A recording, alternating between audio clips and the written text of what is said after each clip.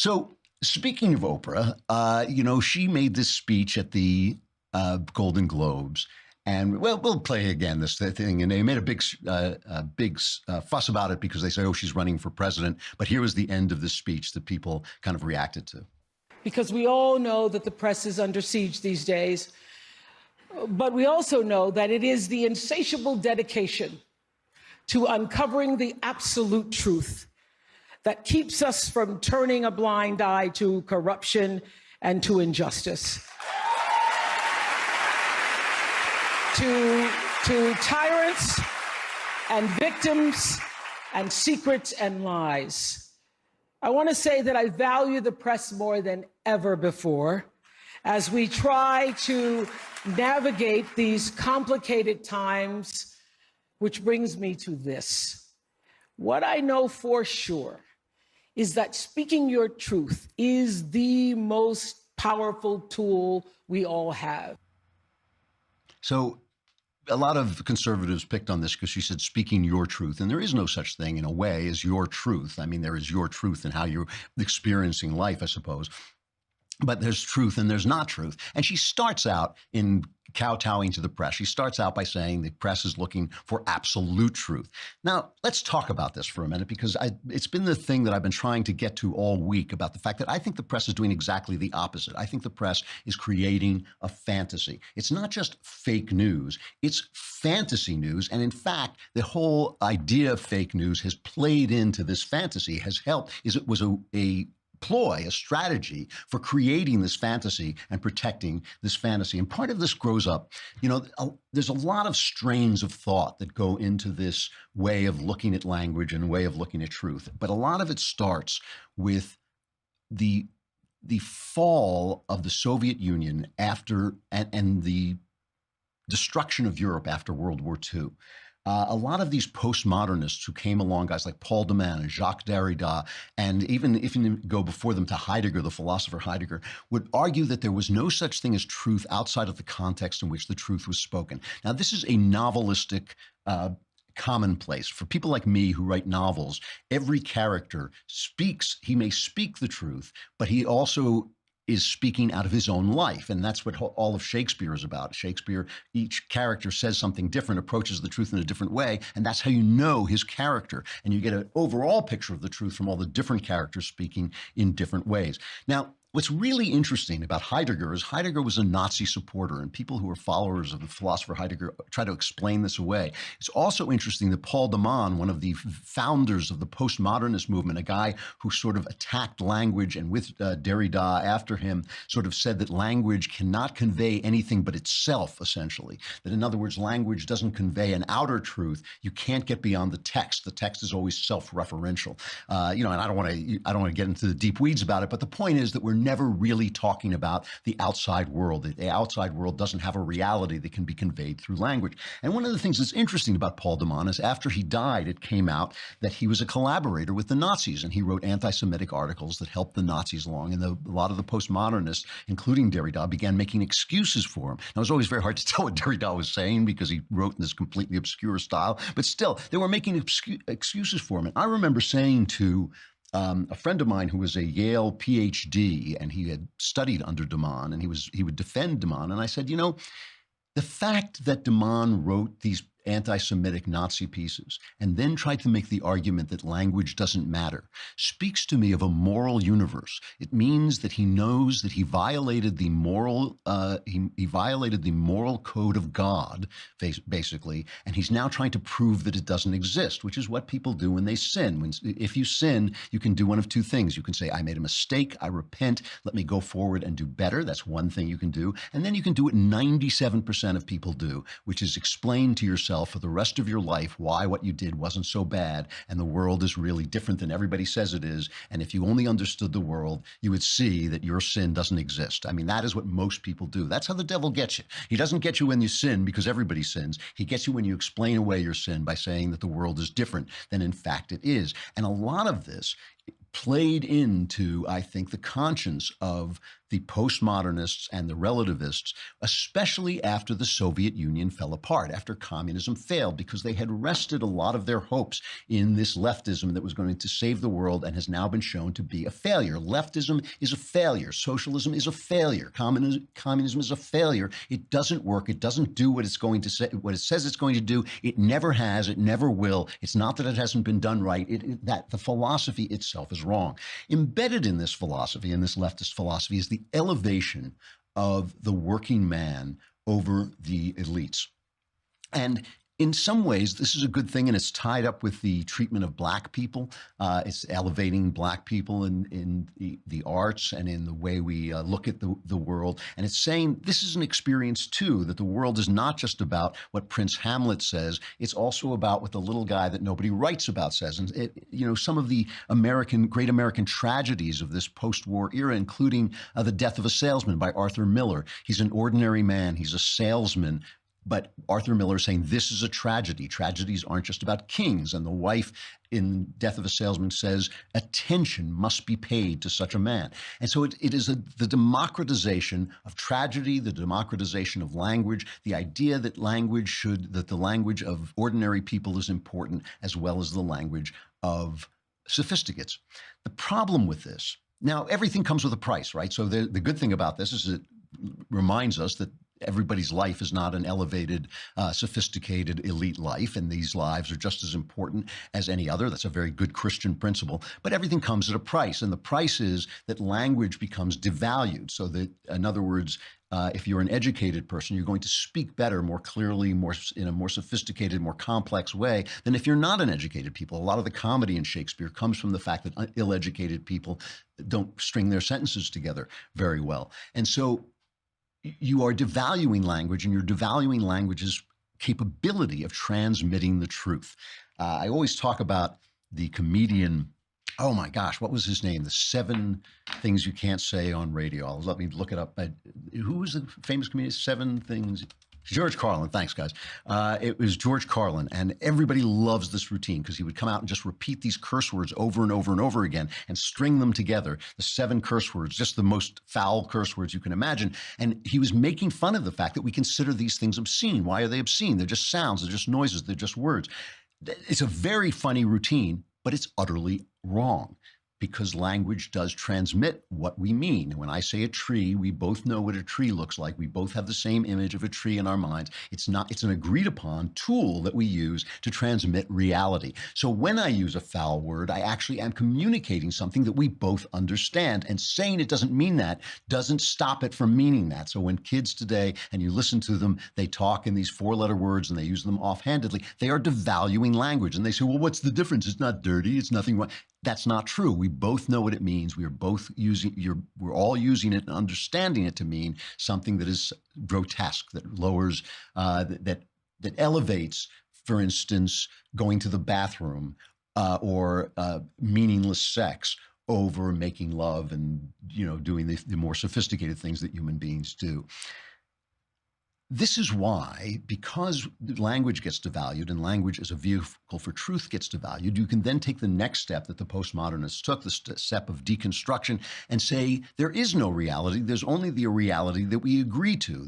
The fact that I say tree and we agree that that means tree is just a contract. And so that if we can all agree on a different truth, then the world itself will change, right? That in other words, truth is now given no voice whatsoever. James Damore, I talked about this. This is the guy who put out a manifesto, a Google employee put out a manifesto saying that women, may make different choices that keep them from rising to the top of technology. And he was fired. And he has sued Google. And some of the stuff that he says Google is doing is utterly nuts. So, for instance, in a section of his lawsuit claiming that Google tries to stifle conservative parenting style, the suit reads, Google furnishes a large number of internal mailing lists catering to employees with alternative lifestyles, including furries, people who dress up as stuffed animals, polygamy, transgenderism, and plurality for the purpose of discussing sexual topics. The only lifestyle that seems to not be openly discussed on Google's internal forums is traditional heterosexual monogamy. So they are trying to change the culture by changing what people can say. And if you go on and you look at Google now has a fact checker. It has a fact checking thing. So if you look something up, it tells you the fact check. It only fact checks us. It fact checks the Daily Wire. It fact checks other conservative sites. It does not fact check left wing sites. So the idea that Google is now selling, and is selling it very hard, is that leftism is truth. Leftism is truth.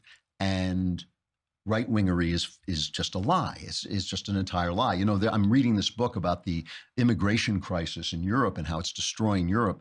And at one point, Angela Merkel, the Chancellor of Germany, who started this, who brought all these people, these Syrians into Europe, she said to Facebook CEO Mark Zuckerberg, this is in the book, what could be done to stop European citizens from writing criticisms of our migration policy on Facebook? Are you working on this? She asked him. And Zuckerberg said, yes, he was. In fact, our friend over at Project Veritas, our friends over at Project Veritas have put out a new video where they've captured people on Twitter saying that they are shadow banning conservative voices. So the people like me don't know that we've been banned. We just are still putting stuff up, but nobody's reacting to it because they are banning it without letting us know. Here's just an excerpt of Project Veritas's catching these people on secret video. The idea of a shadow ban is that you ban someone, but they don't know they've been banned because they keep posting, but no one sees their content. So they just think that no one's engaging with their content when in reality no one's seeing it. I don't know if Twitter does this anymore. How do you know if it's a bot and not a normal person? You use machine learning. You look for Trump or America and you have like 5,000 keywords to describe a redneck. And then you look and you parse all the messages, all the pictures, and then you look for stuff that matches that stuff. So is it gonna essentially ban certain mindsets and or people who could be negative? No, it's not gonna ban the mindset. It's gonna ban the way of talking. Do you have access to DMs of Twitter? Oh, I do. It's a lot of bad press if people figure out that you're shadow banning them. It's unethical in some way. We're trying to downrank it. We're trying to get the people not show up. Now, one of the reasons we like Donald Trump and we enjoy him is that Trump is playing the same game they're playing. Trump is basically saying, oh, okay, if there's no reality, and Trump believes this, I think, if there's no reality, then I'm going to confront your reality with my reality. And what we enjoy about him is he doesn't care if they call him racist. He doesn't care if they call him sexist. He just puts forward his alternative point of view, which in many cases, like a Venn diagram, intersects with what conservatives believe to be the truth. Now, there are people who have they're clutching their pearls saying, oh my God, now we're just one of them. But this is just politics. This is why I don't get too excited about this. However, Steven Pinker, in a speech that sounded almost exactly like the speech I gave in Silicon Valley at Christmas time, Steven Pinker at Harvard, he's a Harvard psychologist. I've read his books. They're really entertaining. He put forward this idea that essentially, and I've put forward this idea too, it's funny, he's a Harvard professor, and I'm just a barefoot teller of tales, and yet we're saying the same thing. But he put forward this idea that when you keep people from the truth, you open up the path toward hatred, toward fascism. We were talking about this with Sebastian Gorka yesterday, that when you won't let people say, hey, maybe mass immigration is a bad thing, then the only people who will say it are Nazis, and the Nazis begin to talk sense, and that's a very dangerous situation. So here's Steven Pinker on a panel. It's a really wonderful moment where he simply talks about things that are obviously true that no one is allowed to say, and then he talks about what happens if you're not allowed to say them. Now, I'll add that part at the end, but just listen to the basic common sense that comes out of his mouth. So here is a fact that's going to sound ragingly controversial, but is not, and that is that capitalist societies are better than communist ones. Okay, so if you doubt it, then just ask yourself the question: would I rather live in South Korea or North Korea? Would I rather live in West Germany in the 1970s or East Germany or in the 1960s? So this is not, I submit that this is actually not a controversial statement, but in university campuses, it is would be considered flamingly radical. Number two, here's another one. men and women are not identical in their life priorities, in their sexuality, in their tastes and interests. Again, this is not controversial to anyone who is even glanced at the data. The kind of vocational interest tests of the kind that your high school guidance counselor gave you have been given to millions of people. And men and women give different answers as to what they want to do for a living and how much time they want to allocate to family versus career and so on. But you can't say it. I mean, a very famous person on this campus did say it, and we all know what happened to him. And he's no longer, well, he is on this campus, but no longer in the same office.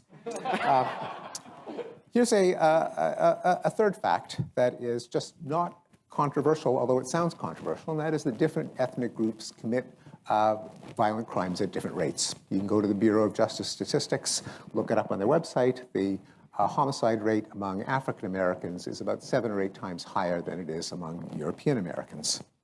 And terrorism, go to the Global Terrorist Database, and you find that worldwide, the overwhelming majority of suicide terrorist acts are committed by Islamist extremist groups.